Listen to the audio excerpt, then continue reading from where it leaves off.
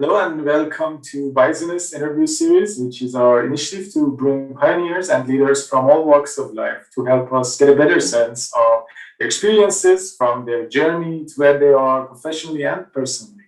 In these conversations, we would also delve into some of the critical and challenging problems of our time that often cut across conventional lines of disciplines and their boundaries and permeate through our shared everyday experiences, both at a social and individual level.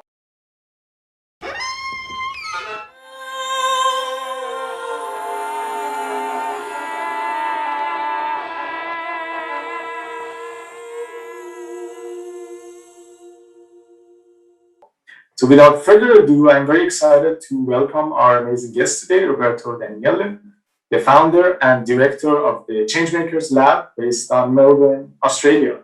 Roberto has a vast breadth of experiences, both in academic settings and in industry, and also is a board member of the Incubator Co-op, as well as co-chair, the founding member of the Catalyst 2030 Australia chapter. So it would be impossible for me to give you a full picture of his biography in such a short amount of time, but I am looking forward to our conversation to give us an opportunity for learning more about that from himself. So welcome to Biosiness, Roberto, and thank you very much for accepting the invitation. Well, thank you for inviting me. It's a pleasure. It's a pleasure to be talking with you. Thank you. So could you please tell us a little bit about your journey or history to where you are? How did you become involved with entrepreneurship and organizations in the innovation ecosystem? And what did the trajectory for you over the years look like, if you were to touch upon some of the key events along the way? Yeah. Well, let me start off by saying that I got involved in entrepreneurship and social entrepreneurship more by accident than by planning, which seems to be the story of my life. If I look at the famous looking back at the different points, a lot of my major turns, I could be clever and try to say there was a major master plan behind it, but there wasn't. It just happened that life led me to different opportunities, and I think there is a downside to that, but there's also a merit to that, to let yourself and your life open to unforeseen things. So I think there's a saying, they say stop trying to plan the life you want to live and just let the life that's destined for you meet you or something. And I think I fall more in the latter camp. But basically, so my original background had nothing to do with entrepreneurship, or very little to do with entrepreneurship and social entrepreneurship, because I really studied marketing and marketing as applied within the tourism industry. So I was very, very passionate about the tourism industry. My degree was a degree in tourism economics, and then my first job was a researcher with the Federation of Italian Travel Agents. I did all the market research, market intelligence of the competitive landscape in Europe of tour operators and travel agencies. And then, again, one of the first coincidence or chances of that life brings you, when I was in Spain to study the language, and I met my now wife, who was an Australian, and that led me to Australia. I quit my job, which was a very nice job for a person just graduated, to be managing a research centre. But I felt it was a little bit too bureaucratic. There were a lot of politics, and I said, why not? Why not go on this adventure? So I went to Australia. I worked as a business development manager for a tourist attraction that was opening there. And then after that, I had an opportunity to do a master's degree, again in tourism.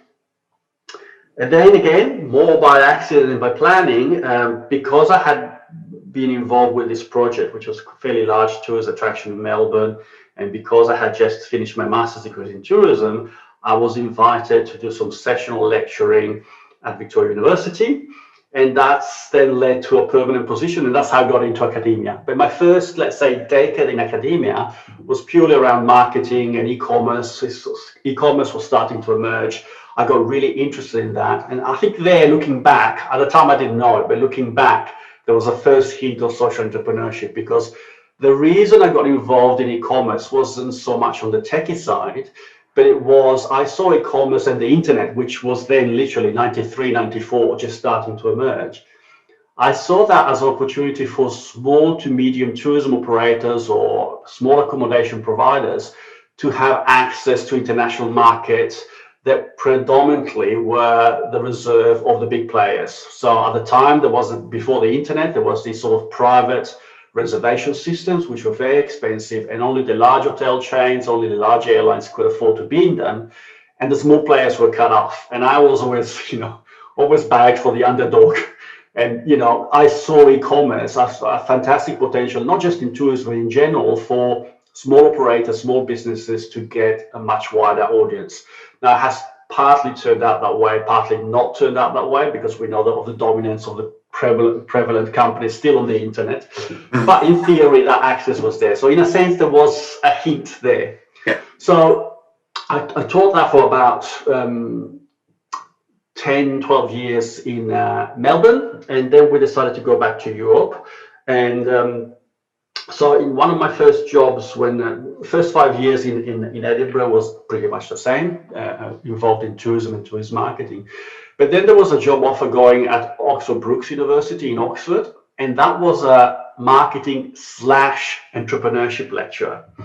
And I said, oh, that's interesting. And I had done a bit of consultancy when I was at MIT, so I had set up a sort of a side company that did a bit of consultancy on the side. And I was doing consultancy for startups. And so I said, oh, this could be interesting. So I applied for the position, got the position, to my surprise, because I had never taught entrepreneurship, but I did tell them I've long history of marketing, good track record of marketing.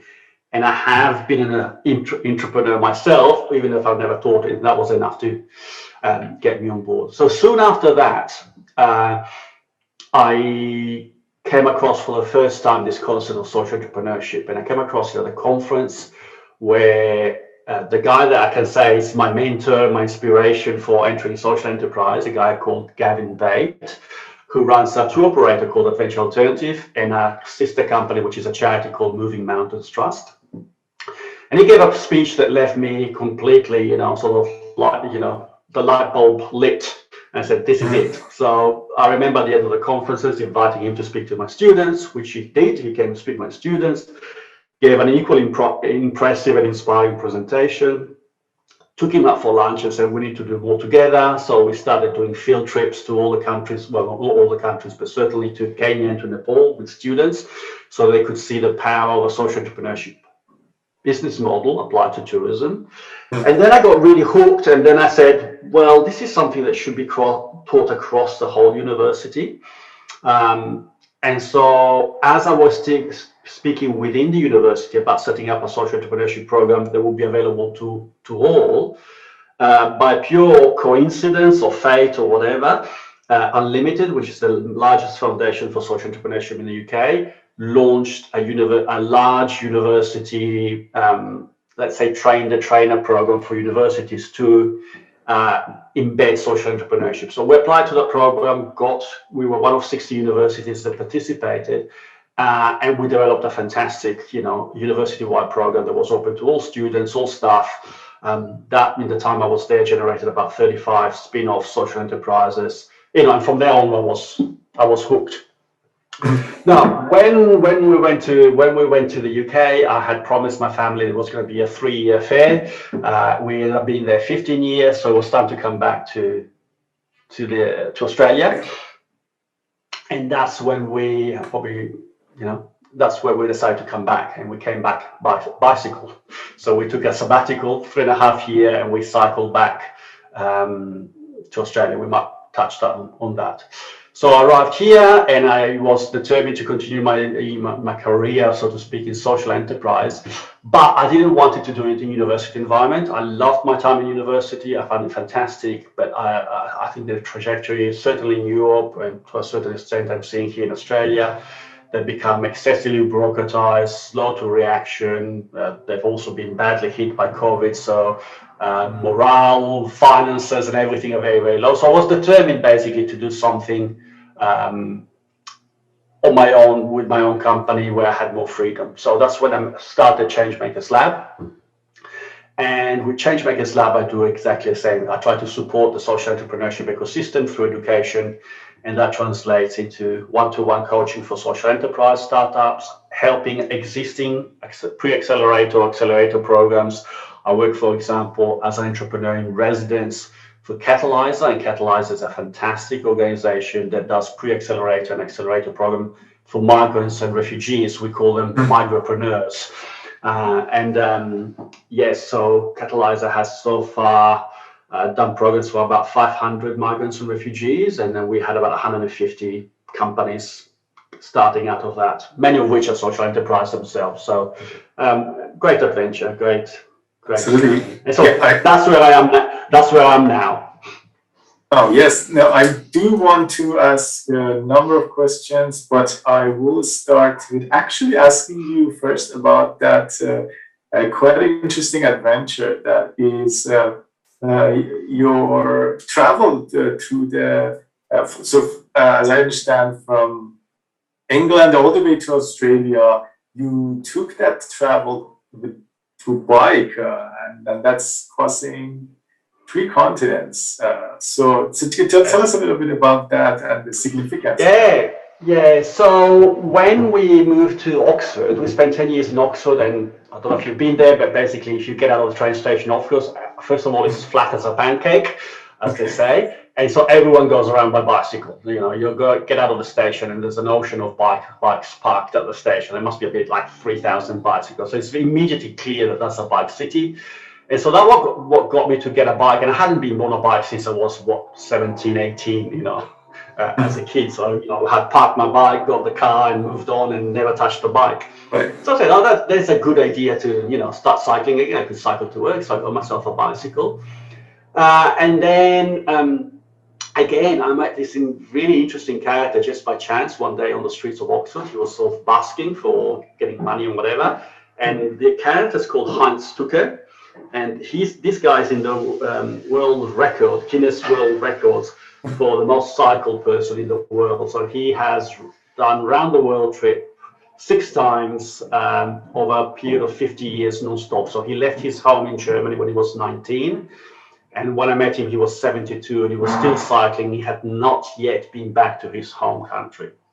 So I remember seeing him buying his booklet. He was selling this little booklet, about £3 or something. I bought it just to support him because I liked his talk. Going home, reading the booklet, getting completely fascinated by it. Going back in the hope that he would be still there. Invited him for a beer. Then from the beer, I invited him home to have dinner. And then I said, where are you going to sleep tonight? And he said, I'm going to find some forest outside Oxford. I said, no, stay here. And then I kept the poor guy awake until 4 o'clock in the morning, asking him all sorts of questions about cycle touring and life on the road. And I was completely hooked. So that got us into cycle touring. Initially, obviously, I was working. So it was like summer holidays or Easter holidays. We would go away and pack all our gear on the bicycles and go. But when we then decided that it was time to come back to Australia, it almost started off as a joke, maybe after a couple of red wines, too many. And I said to my partner, why don't we cycle back to Australia? And she said, what a great idea.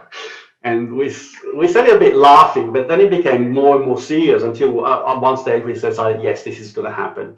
And so there were 3 elements of that. 1 was time to come back to Australia. 2, we both felt that we had worked really, really hard, achieved a lot, but we wanted to have a sabbatical. And 3, we wanted to do some pro bono work. So we wanted to give back. I think we've had quite a fortunate life and been able to do interesting things, been able, most important, to do the things that we wanted to do. And because of the field that we're both in, my wife is an artist and an educator. I'm a social entrepreneur. We just want to use this trip to meet other people, engage other people in the things that we were doing that we were passionate about. So that trip started, and as you said, we traversed 23 countries. We pedaled for about 35,000 kilometers.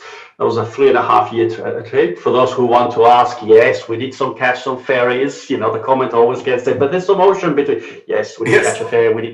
We didn't have paddles on the wheels of the bikes or anything like that. There were the occasional plane, there was the occasional train, there was the occasional. We were not out there to set any records or whatever. It was just bicycle a nice means to travel and to be open to what happens on the road rather than, linked by or, enclosed in a car, whatever, which it's a very different dynamic. And so we were very mindful along the way. We wanted to do some projects that let's say, gave back. So, and we're also mindful that we didn't want to cycle in winter. So for the first 2 winters, we decided we would stop somewhere. So first winter, we were fortunate enough to stop in Sicily, which I would encourage you to visit because it's one of the most beautiful places in the world, I think. I'm a bit biased because I'm Italian, but I'm not from Sicily, I'm from northern Italy. So, but love the place. And so there I worked with Impact Hub, which is a worldwide chain of sort of co-working spaces, but with very much of a strong social purpose. So there was one in Syracuse in Sicily, and I got involved in an interesting project that they were doing there, developing a network of about 30 tourism operators, which were sustainable tourism operators around the Mount Etna region, which is still an active volcano, but a beautiful part of the world.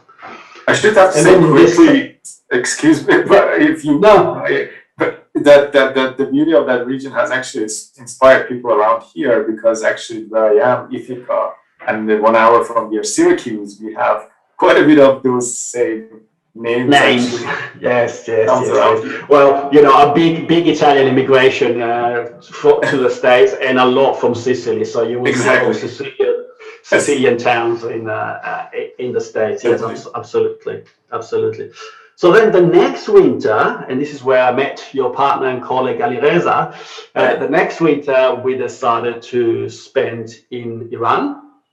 And there is where I had the fabulous opportunity, which is still carrying my heart, to work with the University of Isfahan to effectively develop a social entrepreneurship program within the university. So that was quite an experience. Loved it to bits. I loved Iran. I mean, like many other cyclists and like many other travelers, if you read cycling blogs of people that have cycled around the world, the only one constant always comes up comment is that Iranians are the most hospitable people in the world, with no competition whatsoever. There's many other hospitals, but there's a big gap between. We experienced that. We experienced phenomenal hospitality and phenomenal kindness and whatever. So it's Iran is a place that has really a special place in my heart. Out of all the 23 countries that I've traveled, I would always around the town. I can tell you that around the town in Isfahan, when I grew up as a teenager and early 20s, I was there before leaving for the US. Whenever I would see tourists and time to time from all kinds of, I guess, origins, I would definitely make sure I would take interest to hear a little bit from their stories about why they're here and so. But it was it was even more than interesting. When we were traversing deserts in Iran and whatever, there would not be a single car that didn't stop. And first would come up water, then the oranges would come out, then the sweets would come out. If it was around lunchtime, then the whole table would be set on the side of the street and the barbecue would be going. And that would be constantly followed by, if you pass in our city, here's our address, here's a phone number, come and stay with us. This is people that you've met like 5 minutes on the road. Right.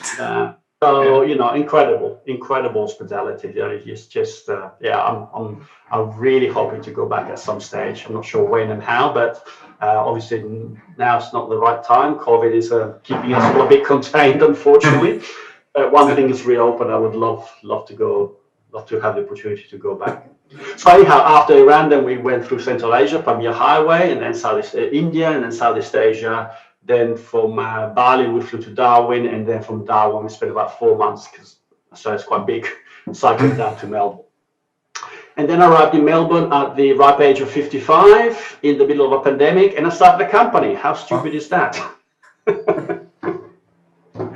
Now, jokes aside, I'm so glad I did it. Of course, like any other company, whatever, we're having our struggles in terms of, COVID has not been very helpful.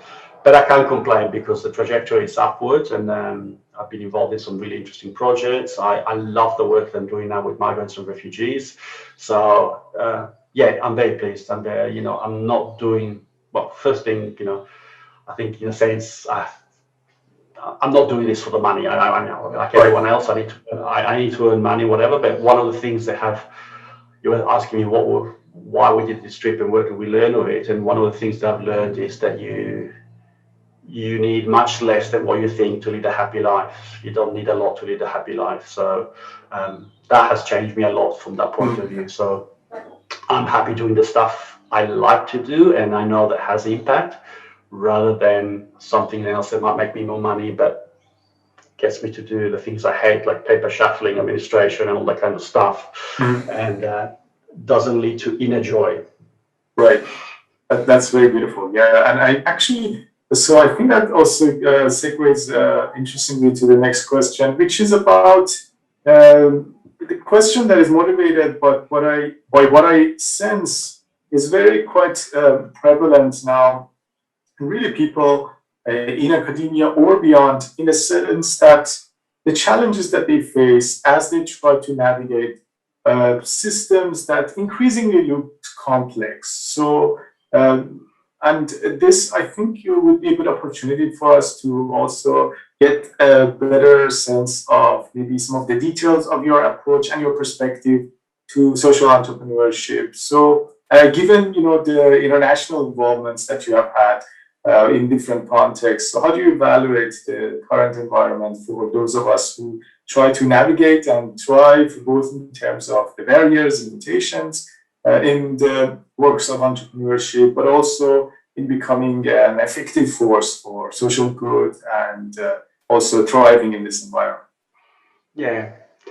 Look, I mean, the work of a social entrepreneur is quite hard. It's not easy. There's no hiding that. It's a hard place to be. It's difficult. I mean, it's difficult running a business to begin with. If you're then running a business that doesn't put profit first, but puts impact first, it adds one layer of complication. But having said that, I don't think there's ever been a better time to be involved either in entrepreneurship or social entrepreneurship, but I'm speaking more to social entrepreneurship than there is now, because no need to say we are in a time of crisis. Governments are realizing that we're in a time of crisis.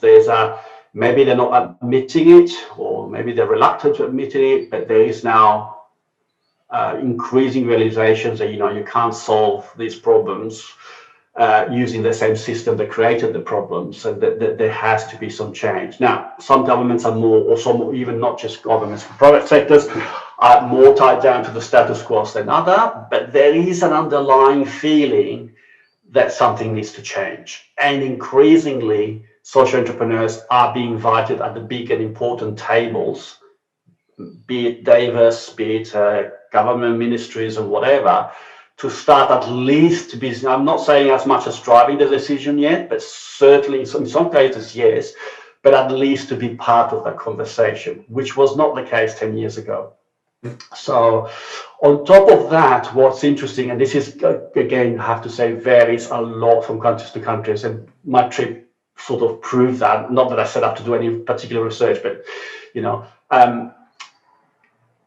in many countries, or in some countries at least, the actual whole ecosystem of social entrepreneurship is starting to emerge. So you don't have just isolated people doing social enterprise stuff, but you have a whole ecosystem growing around it. So for example, in the UK, in America, in Australia, and funnily enough, it's many Anglo-Saxon countries. I'm not saying that that's the only one, but those are the ones in a sense that are more advanced.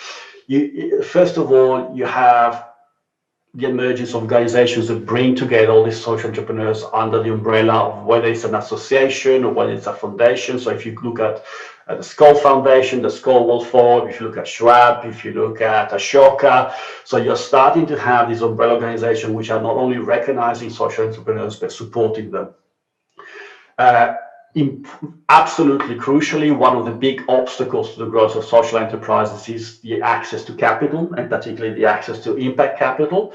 And so what we're now starting to see is the growth and consolidation of the impact investment sector. So, that has emerged, probably 10, 15, 20 years ago, maybe at the most. And there were a few pioneers like the Acumen funds and others. If you want to include also Grameen Bank, Mohammed Yunus Microcredit and whatever. But that has now grown considerable considerably. And even here in Australia, there's a whole coalition of impact funds that are starting to emerge, are starting to grow. We're having discussion here at the federal government level to have basically a federally provided wholesale impact fund. So you're getting all these bits of the jigsaw. Universities, for example, universities until 10, 15 years ago did not even know what a social entrepreneurship program was or is. Now every Ivy League of university that is half respected has a social entrepreneurship program, whether it's a standalone, whether it's embedded in other programs, but there is, that has been booming. So all these bits are there to support the social entrepreneur and their missions. So I think great time to be in social entrepreneurship, because you're not alone anymore. You've got this whole ecosystem around helping you. Still hard work, believe me, still hard work, but at least you're part of a family, you're part of a network. You're not just the crazy, lonely guy doing crazy stuff. Right. That's really great. So actually, I would like to follow up with some of the specific ideas that I come across in your work. For instance, the idea of regenerative practices sounds interesting to me, and I would like to hear a bit more in terms of maybe some cases or some examples in which it can make a difference for people involved in this area. Yeah. So let me give you one example I'm more close with, which is in the case of tourism, for example. So in the case of tourism, tourism can be absolutely a force for good, but as we know, can also be, like many other industries, a quite destructive industry, both in terms of CO2 emissions, in terms of crowding of destinations, in terms of degradation of destination. If you look at destination life cycle, you get a beautiful place.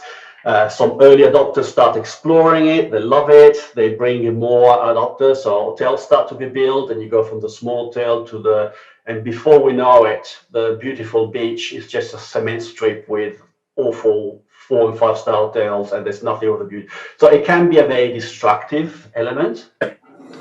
And, for a long time, there was a recognition of this, and a lot of the discourse was on sustainable tourism. But sustainable tourism, we've sort of realized that it's not enough anymore. We've passed the stage of sustainability is maintaining the status quo. But when the status quo is already a ruined destination, it's already a destination, for example, where the local population has been priced out of housing because tourists are buying second homes, or hotels are buying land, or land that was devoted to agriculture is taken away to make the golf course, or water that was supposed to go to household is being diverted to keep the golf course green. And you see that in so many countries, which is quite scandalous. You see people that don't have access to tap water, but then full water sprinklers going 24 hours to have nice green golf course, so that the 1% of tourists can have a lovely round of golf.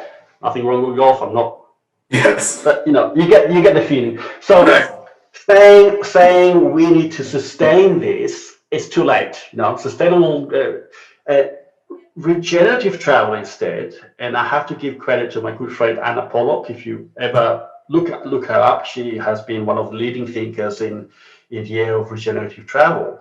It's basically accepting the fact, and you could translate this in any other sector, accepting the fact that we are so far down the road in terms of not just environmental, but environmental and social degradation, that sustainability is not long enough. We need to act on regeneration. And regeneration means that we need to understand that, in a nutshell, it means that we need to understand that we're part of nature. We can't be something that is separate from nature, that uses nature for its own advantage, but we're part of an ecosystem where everything we do has to ultimately contribute to the regeneration and maintenance of the ecosystem rather than the degradation. So we're part of that ecosystem that maintains itself. So whatever we do, we have to do it within those boundaries. So that, in a nutshell, is the concept of regenerative practice as opposed to sustainable practices. Sustainable practices, let's try to minimize the damage that we do, but we're still an external factor. It's us against nature. And yes, we're intervening onto nature without realizing we ourselves are nature. and we're trying to do it now gently with the least damage as possible. Well, that's not good enough anymore. We need to sort of be part of this regeneration of Earth, regeneration of nature to bring back equilibrium. And so if we look at every industry from that point of view, then the way you operate is very, very different. Certainly, I don't know if that makes sense. Yeah, and you can see, I'm not sure if you're familiar with, I mean, something that encapsulates that to a certain degree. It's not the same thing, but that whole thing of Donnex economics, that book from Kate Raworth, encapsulates it that very well. You know, that concept of the donut, where you have, you know, the inner limits and the outer limits, and we need to make sure that we stay in that sort of right. And one of the actually, right, associations and connections I made was to the idea of sometimes what we call sort of instrumental rationality, looking at technology in a sense as something that is dehumanized as merely a tool to achieving human ends, and not appreciating that technology is always actually part and parcel of human life itself and social systems that we realize as when you look at the city itself, right? And we cannot look at these systems, and that is part of the conversation in engineering design as well, that you cannot separate the two from another. And then to me also the concept of resource has been interestingly highlighted recently, where so as you say, right, so if therefore we have that sort of intimate relationship with nature, where we cannot assume that it is a kind of a foundation that at some point it gets disconnected from the superstructure, from this again system that are human technological systems, then how can we really look and reevaluate, right, our relationship with resources?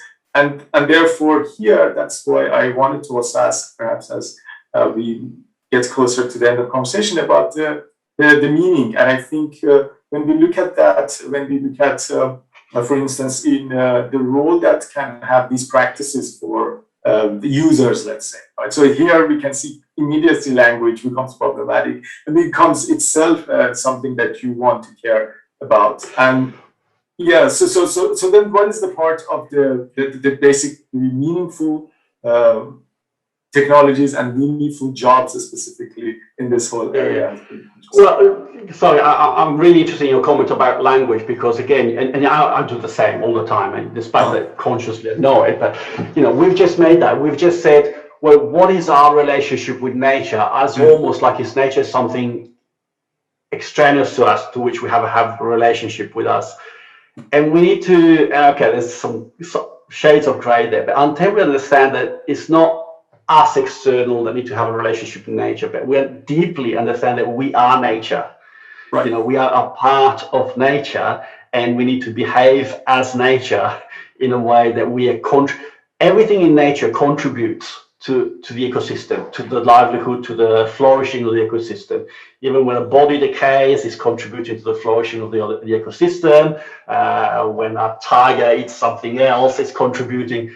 So that's how we need to start looking at ourselves, that we are part of nature, and all of our activities have to be framed and saying, how does this activity contribute to flourishing, not the opposite?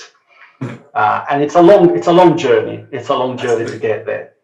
Yeah. Yes. Yeah. Thanks very much. And I will try to go to the last question now.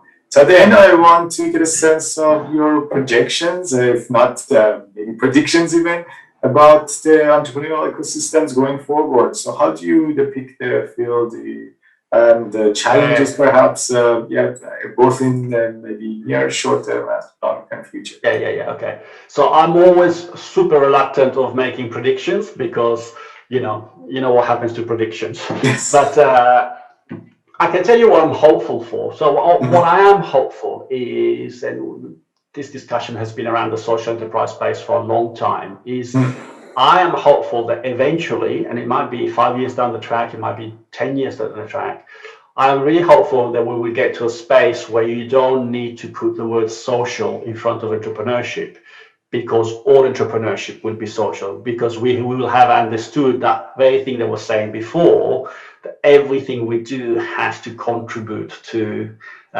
so that which doesn't mean wiping away traditional entrepreneurship. It just means that people will have realized that entrepreneurship is about creating value for the whole ecosystem rather than just a few privileged stakeholders. And entrepreneurship is a fantastic way to generate that regenerative process if it's applied properly. So if it's not just an ends to make money, but it's the actual ends is to have a flourishing society, a flourishing planet, a planet that lives within that ecological boundaries. Paul Hawken, I don't know if amazing, American guy who started One Sun and Project Drawdown. You might be familiar with him. He summarized it very, very well, and I'm going to try to remember his exact word. But he said, the challenge for us is to fit in our ecological footprint a just and meaningful society. And that's really, he's beautifully encapsulated what is our next channel. So to fit in our ecological footprint a just and meaningful society. And that's what social entrepreneurs are working towards. And that's why it makes me so passionate and so, driven to be in this sector. It's a privilege to work in this sector, I think. Well, I think there couldn't be, I couldn't add anything better than that. So with that note, I thank you again for your time, and I wish everyone a great rest of your day. Thanks, Daniel. Roberto. Thank you very much, and thank you for listening to my ramblings. And yes, thank you for the interview. Cheers. Hope to talk to you again. Bye. Okay, bye.